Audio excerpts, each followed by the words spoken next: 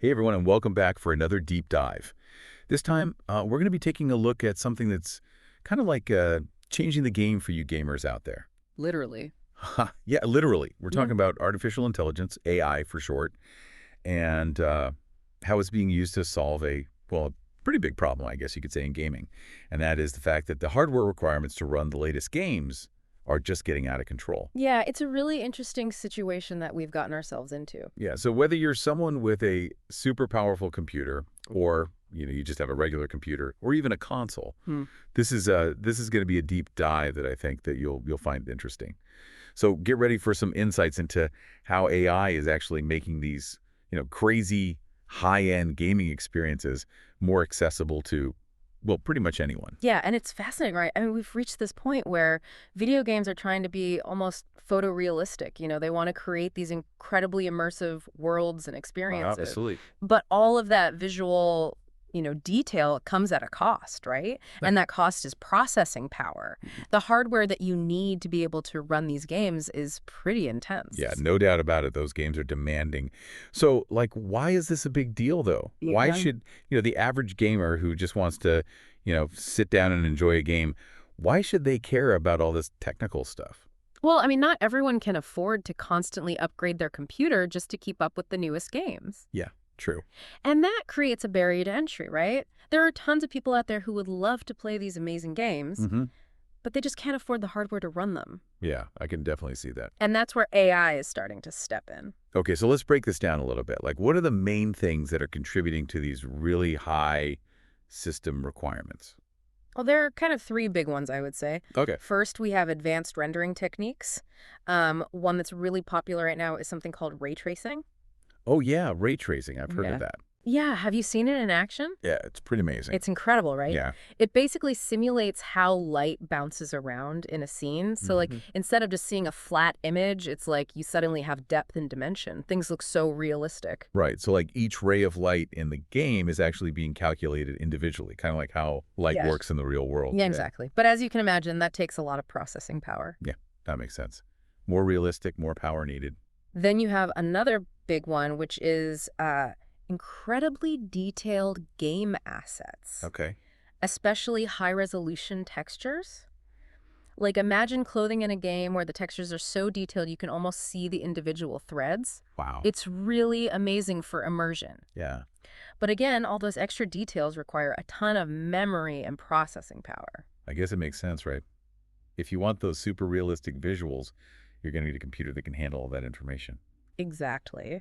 And then the final big one is the complex simulations that are running behind the scenes in these games. Things like physics engines that are getting more and more sophisticated. Right. They're really trying to mimic the real world as closely as possible now. Wow. And then we also have AI controlling characters in the game world. Oh, right. Yeah. So they behave more realistically and intelligently, and all of that requires some serious processing power. It sounds like we're asking a lot from our computers these days. We are.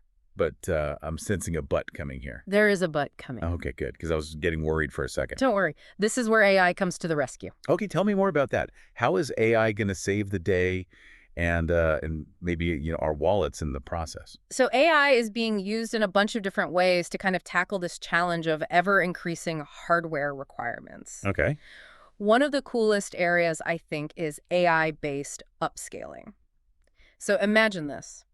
You're playing a game, but behind the scenes, it's actually running at a lower resolution. Then the AI steps in and makes it look like it's running at a much higher resolution. So it's kind of like taking a blurry photo and having AI magically sharpen it. Yeah, that's a great analogy. A good example of this is NVIDIA's Deep Learning Supersampling, or DLSS. It's on version 4 now. And with it comes this new thing they're calling multi-frame generation. Okay. And instead of rendering every single frame in high resolution, it basically uses AI to create extra frames for each frame that's rendered. Interesting. And that lets you do things like play games in 4K resolution at really high frame rates, even if you don't have the most powerful graphics card. Wow. So you're basically getting more visual fidelity without needing as much processing power. Yeah, exactly. But, there are always trade-offs, right? Like sometimes you might see some weird artifacts or maybe experience a little bit of latency. I see. So it's not a perfect solution, but it's a step in the right direction. For sure. And NVIDIA isn't the only one doing this, right? Oh, so there are other options. Yeah. Yeah. AMD has their own technology called Fidelity FX Super Resolution, or FSR. Okay. They're in version 4 now as well. Wow, keeping pace. They are. And FSR is designed to work across a wider range of hardware. So you don't need to have the absolute latest graphics card to benefit from it. Exactly. That's great. So whether you prefer NVIDIA or AMD, there's an AI-powered solution out there to help you get the most out of your gaming rig. But what about the graphics cards themselves, the GPUs? Is AI doing anything there? Oh, yeah, absolutely. We're starting to see AI being integrated directly into GPUs. Wow. So, for example, NVIDIA's GeForce RTX 40 series has something called the Ada Lovelace architecture, Okay. which is designed to be much more efficient when it comes to AI processing. And then the new 50 series, that has what they're calling the Blackwell architecture. Right. And that one is focusing on making those demanding rendering techniques, like ray tracing, more efficient. Hold on a minute. What exactly is this new architecture, and how does it make things more efficient?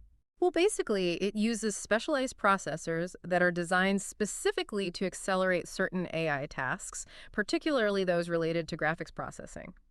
So, like with ray tracing, it can help predict the path of light rays, which is a really computationally intensive task. And by predicting those paths more efficiently, the GPU can dedicate its resources to other tasks, resulting in better overall performance. Oh, it's like having a super smart assistant for your graphics card that helps it work smarter, not harder. Yeah, exactly. It's pretty amazing what they're doing with these new architectures. It is. It is. But what about console gamers? I mean, are they being left out of this whole AI revolution?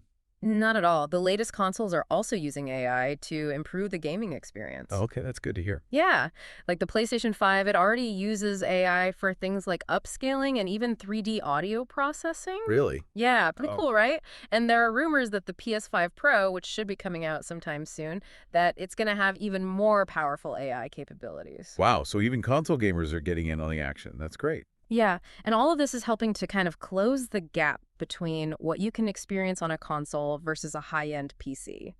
So AI is kind of leveling the playing field in a way. It is, yeah. It's Yeah. making those high-end gaming experiences more accessible to more people. And that's really what it's all about, right? I mean, making sure everyone can enjoy these amazing games, regardless of what kind of hardware they have. But, we've been talking a lot about making games look better, but how does all this AI tech actually make those experiences, more accessible to everyone?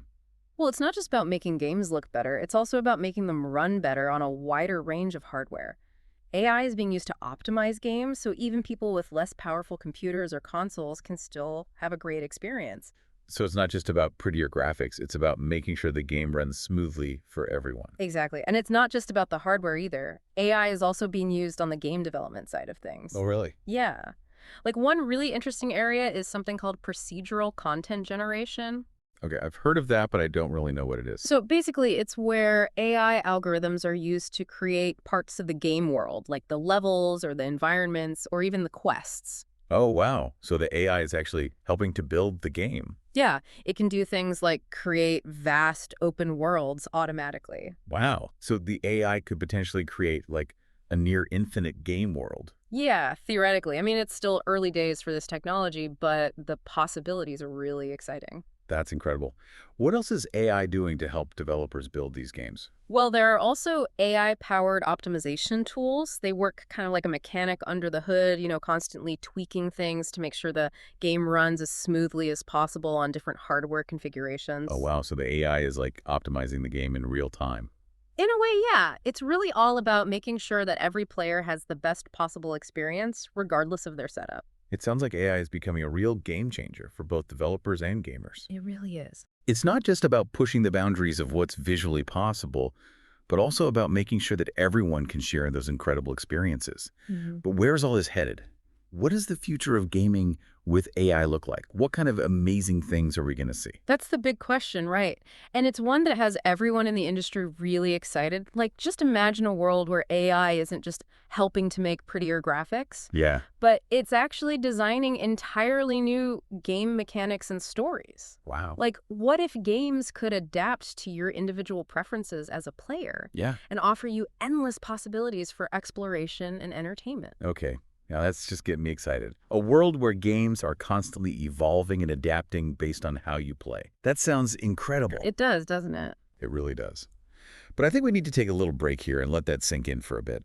When we come back, we're going to dive even deeper into the future of gaming with AI. We'll explore how it could impact everything from the graphics to the gameplay to even the way that games are made. So don't go anywhere, folks. We'll be right back to continue this deep dive into the fascinating world of AI and gaming. I'm ready when you are.